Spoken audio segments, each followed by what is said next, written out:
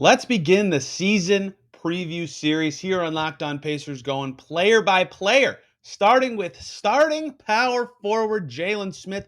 What will his season look like? What are the key stats and questions about him? How will it matter for the future of the Pacers? We'll talk about it all today on the Locked On Pacers podcast. You are Locked On Pacers, your daily Indiana Pacers podcast, part of the Locked On Podcast Network, your team every day.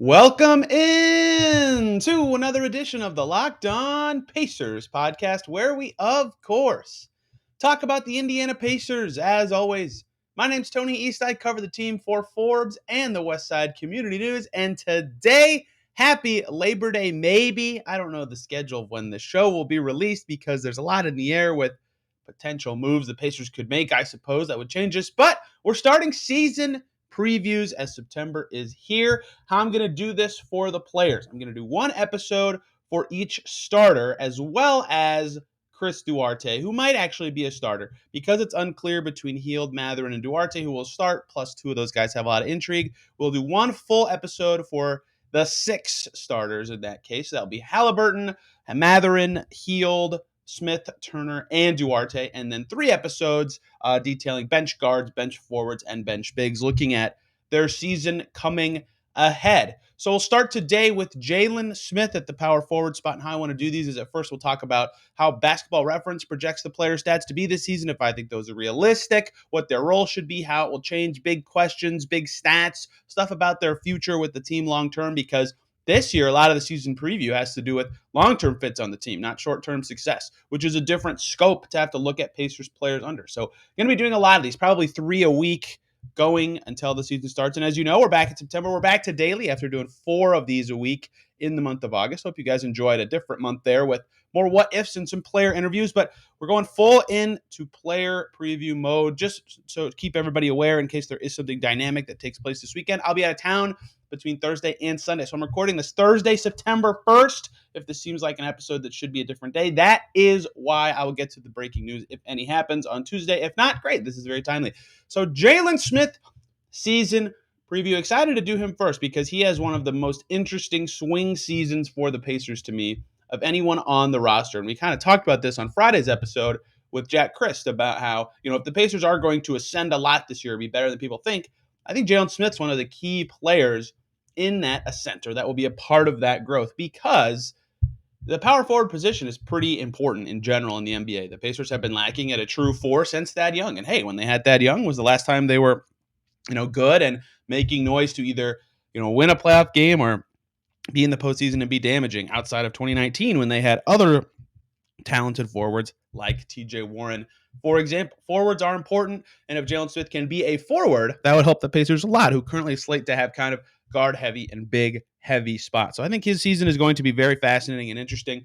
Basketball Reference does player projections for every season. Their 2022-23 projection for Jalen Smith, I think, is pretty interesting, right? 5 attempts from 3 a game they project for him, which is over a full 3 more than last year. That's per 36 minutes. Almost 5 threes per 36 minutes they project for Smith. They have him at 11 rebounds per 36, which is a little bit more than he had last year, and 18.1 points per 36, which is less than he had with the Pacers last year and about in line with his season total. So it's tough to say what his per minute stats will shake out to be because, with the Pacers, he was obviously very good in getting a lot of touches. It's unclear that if Turner's back in the mix, if Hield and Duarte and Mathurin are all getting touches, if he'll be able to get as many touches as last year. So what I do think about Jalen Smith is his role on offense will be a little more off-ball and spot-up-y than last year. Not that he was dribbling a lot or creating for himself a lot, but if I had to cut through his stats compared to last season, I think his per whatever game rebounding possession or game minute possession, rebounding will be up a tiny bit, but I'd expect his scoring to go down and his percentages to stay. His percentages are a big question mark, but roughly the same with a fewer shot attempts. Maybe there'll be easier attempts. Basketball Reference projects his three-point percentage to be 34% this year. Last year, he finished at 33, 37% with the Pacers, 23% with the Suns. So big question mark there. I think the Pacers will hope that it can settle in at about 34%, because then even if he's not a 4 long-term, he's a stretch big. But I think that number seems fair. His free throw percentage has always been fine, which projects he can be a shooter. His form's good. His release is fine, but there will be some questions about it, and I will definitely be talking about the shooting in the second segment. So in general, looking at how Basketball Reference projects his season, I think they're about right on with the rebounds. He'll be at about at that a similar number to what he was last year. And really, that's his career number per 36. Even with Phoenix, he was getting in the 12 to 13 range, but mostly playing in garbage time there. I think he'll settle in about where he's been at 11 rebounds per 36. But I think what they're missing the mark on is I think his scoring will be a little less, and I think his percentages in general, his field goal percentage especially, will be a little higher as he has easier shots in the role he will settle into. Think O'Shea Brissett at the end of the 2020-21 season when he came from the G League to the Pacers and just had the world's easiest shots around the Karis LeVert Sabonis two-man game, right? Those two were thriving. That was when those two were at their best for the Pacers together. O'Shea Brissett was just cutting and shooting wide open threes the whole time, and he looked awesome. That led to his long-term future with the Pacers being cemented. I can sort of see Jalen Smith going through a similar thing to open this coming season. The other thing I want to talk about in the first segment for all these players or groups of players is the likely role for every player. And I think Smith's starting the season role could be obvious, but I also want to talk about what could change about each player's role throughout the season because that is key to projecting their season. And Jalen Smith, Rick Carlisle already said it, starting power forward on opening night in the front court, assuming not traded. Presumably he would be next to Miles Turner in said front court. Just when Turbonis was over, another two big group has appeared for the Pacers. It's now Smith and Turner. That role could be fine for Jalen Smith. He did play the four last season. Not, I wouldn't say a lot. That seems like a stretch for any player on the Pacers to call their role, super stagnant or static, excuse me. But he did play the four occasionally, right? He would play next to Terry Taylor. It's funny. I would call him the four and Taylor the five, but the heights totally don't suggest that.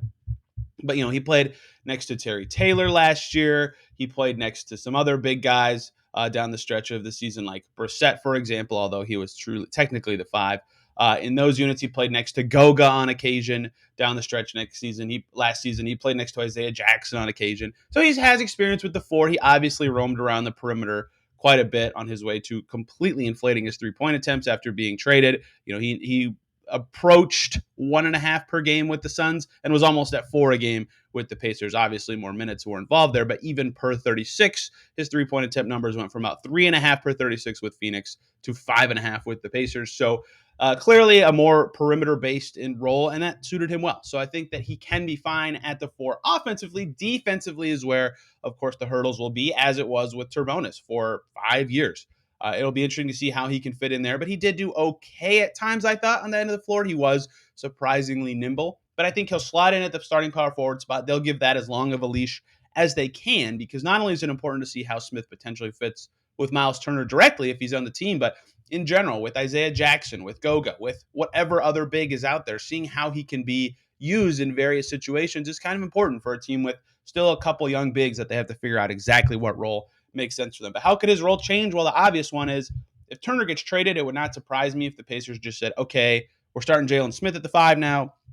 Brissett's our starting four, or Terry Taylor's in the mix, whatever. And even as the season goes on, if they say, oh, this isn't working, this Turner Smith front court isn't working, let's move Smith to the bench and start a different four, but then bring Smith in first. Have him be the first sub or have him come in at the same time as Hield or Duarte or whoever it is. That would make sense to me as well as a logical substitution pattern if they still would like to invest in his development. It seems like they would. Former top 10 pick fit very well with what Carlisle wanted to do. Seems like a great fit on a rebuilding team. He could be a guy that even if his role doesn't fit with the starters, either whether that's defensively or he's not clicking the same way he was to close last season, they could still find a strong role for him that just doesn't involve starting or involves starting at a different spot if there's a trade. There's a lot of ways his role could change. I think he has probably the most dynamic role on the team throughout the season, not necessarily in like what he's doing when he's in there, but role in terms of position on the floor and who he's playing with, things like that. I think his could change more than maybe anyone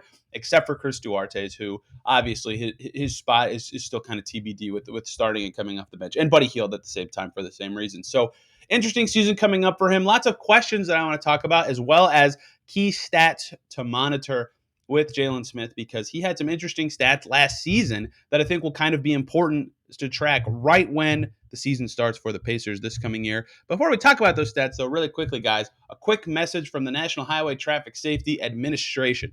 Are you one of those people who thinks it's okay to drive stoned?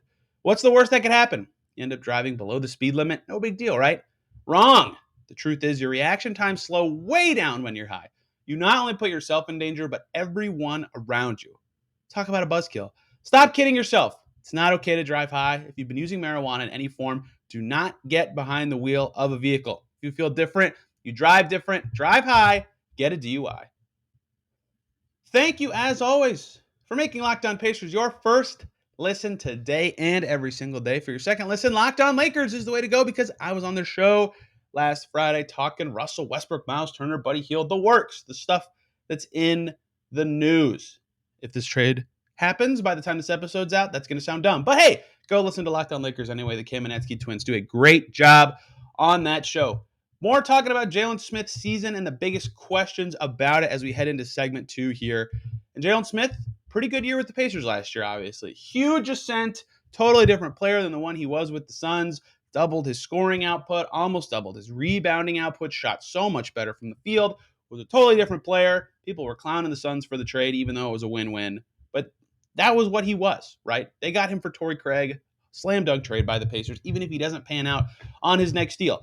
But there's still a lot of questions to me about what Smith can be this coming year. And I think the biggest reason for that is because it was a small sample of time he spent with the Pacers. I've documented this on this show before, but he played 22 games for the Pacers, and you can kind of cut in half the first 11 and second 11 and see a different story. So the first 11 games of Jalen Smith with the Pacers, 13.4 points, 7.7 rebounds per game on 56 42 81 splits. Remember those numbers, 56 42 81. Second 11 games, those same splits were 50 33 71. So a 9% drop in 3-point percentage, a 10% drop in free throw percentage, and a corresponding drop in field goal percentage. I think his 2-point percentage hovered about the same in that stretch, which is encouraging. I think that his role at least didn't deter him from finishing on the inside, but the shooting dropped to numbers closer to what it was with Phoenix in general that year, right? So I would say, and the volume went down a little bit as well in the threes. I would say I'm not sold that he can be the perimeter shooter he was. The scoring went down, the rebounding went down, the minutes were about the same.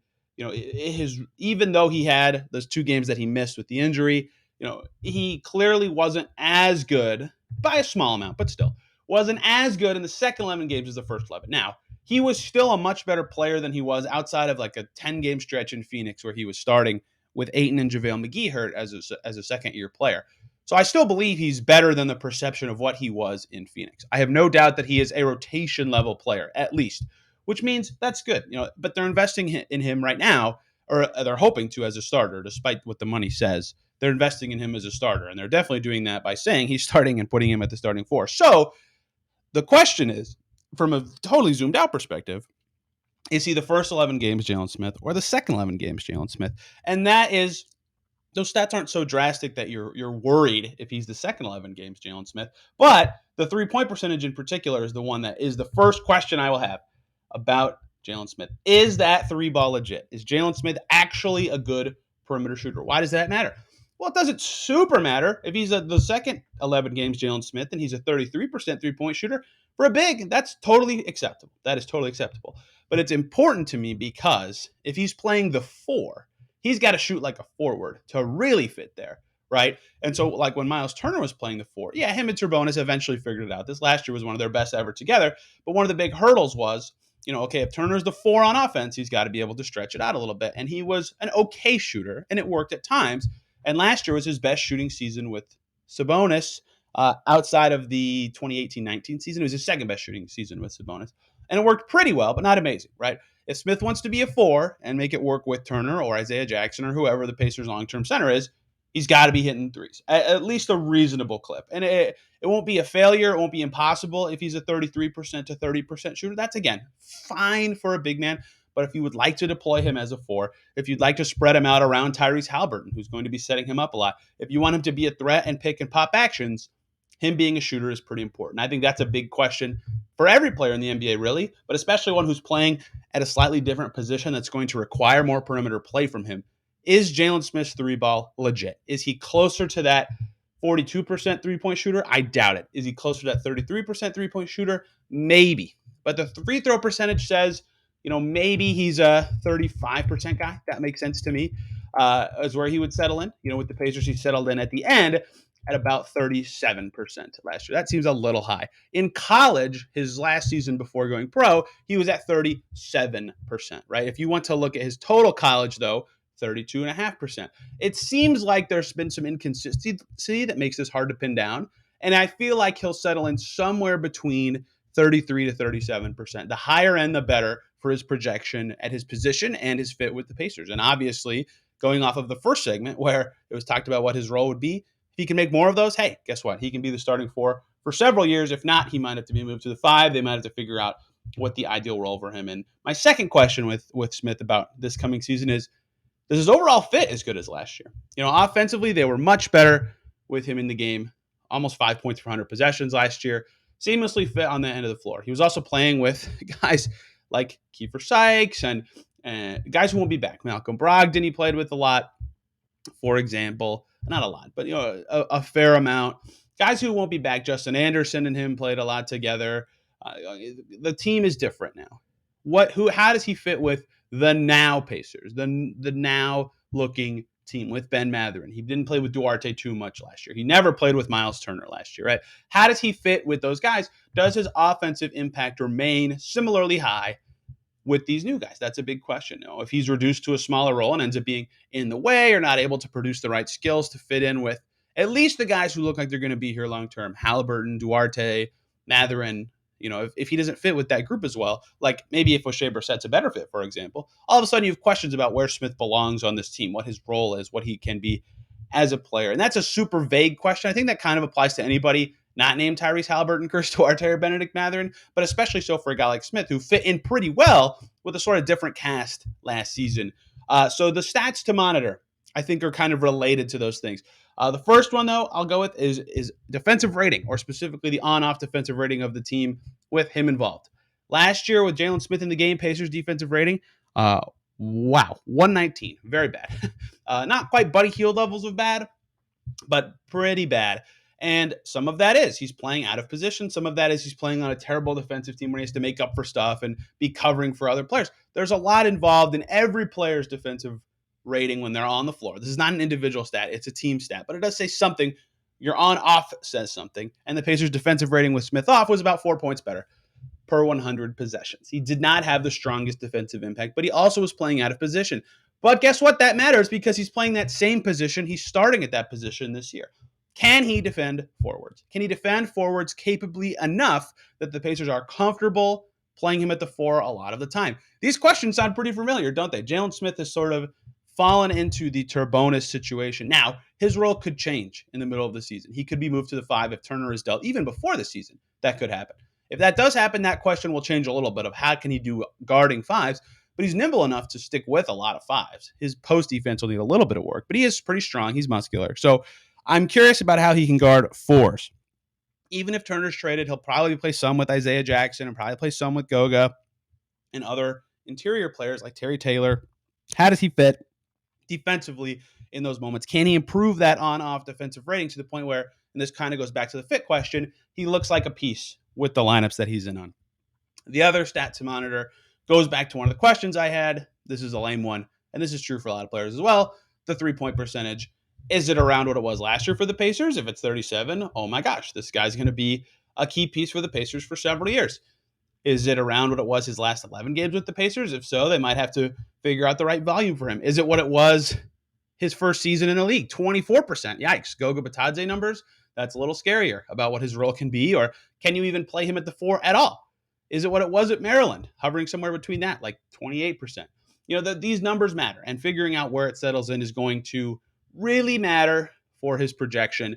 And I'll be curious to see where it settles in. I think he will get pretty easy attempts, like I said in the first segment. So I don't think it will trend too much towards the low end, but it's always possible, especially with a guy who has only played 22 games with a franchise. You can never truly project what that guy is, but the Pacers did do a lot and did a big recruiting pitch to try to keep him for a reason. They think he can be a good player. And if the shot is a part of that, The shot is a part of that. So let's close this out with, I think, a key part of every player's season preview. How important are they to the success of the team? And are they angling for a spot on the Pacers, not just this year, but long term? How much fighting will be involved for them there? Let's talk about that. Thank you, as always, for making Locked On Pacers your first listen today and every single day. For your second listen, how about Jalen Smith's old team? Head over to Locked On Suns with Brendan Clean. Hear the latest and greatest from the Valley, from Phoenix. Brendan does a fantastic job covering that team, who's in a weird spot after Kevin Durant ends up staying with Brooklyn. How are the Suns, going to pivot this offseason? What are their next steps going to look like? Well, what their next steps don't include is their 10th overall pick from a couple seasons ago, Jalen Smith, who's coming off of his first normal offseason in the league. He fits in this question I've had with Tyrese Halliburton, now with Aaron Nesmith and Jalen Smith as well, 3 lottery picks from that draft. How much does this season kind of change things for them, perspective-wise and skill-wise? They got drafted in November of 2020. They still have been in the league for less than 2 years. It's crazy to think about that. Less than 2 calendar years.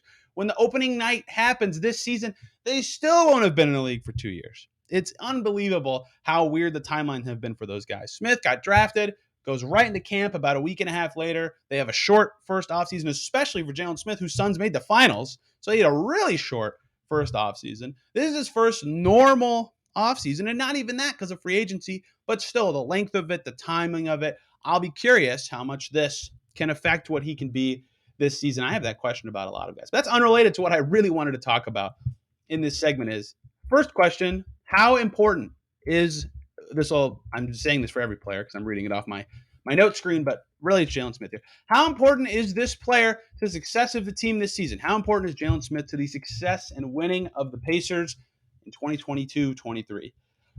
Good question there. I would rank him in the middle, sort of the Pacers. I think their ball handlers will be more important. If Buddy Hield's hitting threes, if Halliburton makes a step forward, if Duarte takes a step forward, if Mathurin is a good rookie, those are the more important ones. If Miles Turner is more involved and a better player as a lone center, I think basically every starter is probably more important to the success of the Pacers than Jalen Smith, but he could have a lot of importance in that he could be a very weak link if he can't defend fours very well, or if he can't shoot threes. If he doesn't fit into some of the natural stuff that he'll need to do in his role and as a power forward, he could end up being very important. And that's why I think he's one of the guys that, if you go back to last Friday's show, Jack Christ and I talked about what will it take for the Pacers to make the playoffs this year if that happened. And neither of us think it'll happen. Well, Jack said it's a possibility, but neither of us think it will really happen. But if it did happen, I think one of the things that is kind of a requirement is Smith becoming much better, because then they'd have a solid power forward to go with a strong point guard and strong center. They'd have a lot of the pieces in place that a good team typically has. So I think if they're going to be a way above expectations, playing in games with meaning and postseason meaning, I should say, down the stretch of the season, I think he's sort of important to that because he plays a key role in that way. But to their general success of this season, to guiding them to what would be like an improvement over last year in the win column and looking like players have taken steps and developed, his importance is just that he is better than last year, to fitting their goals of this year of development, fitting their goals this year of being maybe a little bit better than last year, although, in the right spot in the draft next year. I think Jalen Smith's probably like the 5th most important to 6th most important Pacer. And I think most of the starters are in the top 5, but there are some bench players like Duarte, for example, who will be a little higher. Andrew Nembhard, O'Shea Brissett, for example, will be bench guys who could be in the mix to be about as important to the success of the Pacers this year as Jalen Smith because of their age. So he could end up just being a glue guy as a 4. Like if he adds a little bit of passing, then all of a sudden he becomes much more important, right? He can be a connecting piece between Halliburton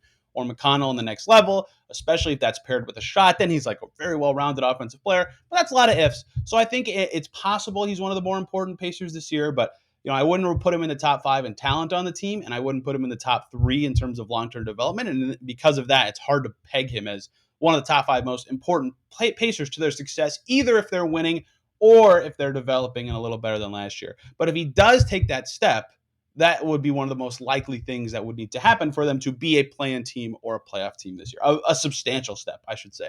That sounds convoluted. I hope that makes sense. But every player developing is important. I think that's one of the guises of rubrics for success for the Pacers this year. Does their young players develop? When you think about success and winning, and for the Pacers winning games this year, I would not rank Jalen Smith as one of the top most important guys in terms of the Pacers winning games this year. And how does his play this year matter for his spot on the team long term. I think he'll get a pretty long leash. He's only been in the league for 2 years, former top 10 pick. Rick Carlisle really seems to like him. Glowing comments publicly, tone change in his voice when he talks about Jalen Smith. I think he'll have at least a full season to really figure out what he could be in a new system. Like last year was a small sample, although he passed with flying colors. The test this year is how good really are you? How do you fit with our new franchise cornerstone that our GM is calling potentially the next Reggie Miller? How does Jalen Smith slot in next to Halliburton and these other guys, Mather and Duarte, et cetera? That really matters. So I think this is not a huge year for his long-term spot with the Pacers. He could have a down year, but still be in the rotation next year and have an opportunity to prove himself again. But it is somewhat important. Following up on a small sample size season is very important to give the team a better picture of who this guy is, what he can be long term. And he only has 2 guaranteed years left on his deal. So if he doesn't pass these tests with flying colors, if Jalen Smith is not looking like he could be a long-term piece, he might actually be more likely to opt in at the end of this. So he has 3 years left with the Pacers if he's not a fit, or only 2 years left for sure, I should say, if he is a fit. So it's not like he has this super long time to see how this fit is, but if it's a good fit, they'll have to think about these questions, these extensions, these longer contracts sooner. So his timeline is pretty interesting. This year is I would say, sort of important for him and his long-term future with the franchise and how the franchise views him fitting in long-term, just because, he's had a very inconsistent start. They need to really figure out the answer of, and maybe one season isn't enough, but given how the last 22 games for him went last year, I think they can be confident to say, yeah, we think this guy will likely be a piece for us at least the next 2 years. And if he passes the test with flying colors this year again, where he comes in and he's a 35% three-point shooter and he's a net neutral defensive player and he's moving and well around the floor and he's getting better and he's setting good screens and fitting in well with Tyrese Halliburton and clearly getting better throughout the season as well. Has a solid stretch where a couple games where he's one of their best players, which he had last year. And some maturity growth. That's key for every young player. If he hits a lot of those boxes, which is plausible given how he played last year, given who he is as a person, given that he's now settled with the franchise, which was not the case for him, and given that he kind of will know his role. He'll know his situation, whereas with Phoenix, he barely ever played. He had a short leash. All these things suggest this could be a great year for him to set up both a long-term future with the Pacers, who will have his full bird rights at the end of his contract if he opts in or not, and to set up his long-term financial success, where if he's really good, he could get paid a lot more in just 2 summers, fitting in well on the Tyrese Halliburton timeline, who also has 2 years until his contract spikes up, right? A lot kind of, because of his contract length and because of how the Pacers were able to get that player option, says this year isn't the make or break year for him in terms of cementing a long-term spot with the Pacers, but I think it is pretty important still, especially because they have other moving parts in the front court, like Isaiah Jackson, like Goga, like O'Shea Brissett, like Terry Taylor. The first overall pick next year projects to be a center. Like all these things say, maybe there's some fluidity in the front court, especially with young guys. But I think Jalen Smith has a pretty firm grip on the most opportunities of those guys, at least this coming season. So this isn't a make or break year for him, but it's still a pretty important year to kind of really cement what his role will be on the Pacers beyond this year and into his next contract beyond that. I hope that all makes sense. But I think this is a pretty interesting season for a guy that, it's not clear exactly how good he is, right? It's unclear if he's really good. It's unclear if he's still unproven, but Rick Carlisle really likes him. He fits in well with this franchise. He fits well with the way Tyrese Halliburton played last year, and he can just up that defensive impact a little bit. He'll be one of the better fitting pieces on this roster, and I'm really looking forward to seeing how Jalen Smith plays this season. This week on Locked On Pacers, perhaps there's some signings and trades. We'll cover those if they happen. If not, at least 2 other episodes, for player previews. We'll do Duarte and bench forwards this week. I have a cool episode Wednesday with Rhett Bauer talking about tier list of fits for players on this Pacers roster with Tyrese Halliburton. I've wanted to do that for a while. The DNVR Nuggets guys did something similar with Nikola Jokic. It was an awesome exercise. In the absence of moves or trades, if there's no Kendall Brown signing, for example, and if you want more details on that, last Thursday's episode is the way to go. I'll probably talk about some FIBA play. Goga's been playing pretty well for the Turkish team. Daniel Theis is actually playing, or at least on the German roster. He had some injury concerns, but he could be playing in Eurobasket. We'll talk about how Duarte and Hield did for their national teams. Pacers have a lot of guys currently actively playing. If you want to, I can talk more about that. And I have an article up about Goga Bitadze, who I have spent one-on-one time with for about 5 minutes earlier this summer. If you want to hear some quotes from him, they're up on Forbes Sports as well. So lots of interesting topics coming this week as we get into player season preview mode and still talk about some general off-season stuff, because still about 3 weeks until media day, until training camp, until all those things really get speeding up and going. If you have any requests for topics, well, we still have about 3 more weeks to go. I'm happy to try to fit them in while I can, since it's still the off-season mode. Hope you guys had a fun, long weekend if you were able to. If not, I still hope you were enjoyed your time and were safe. We'll be back tomorrow talking more Pacers. Till then, everybody, have a great day.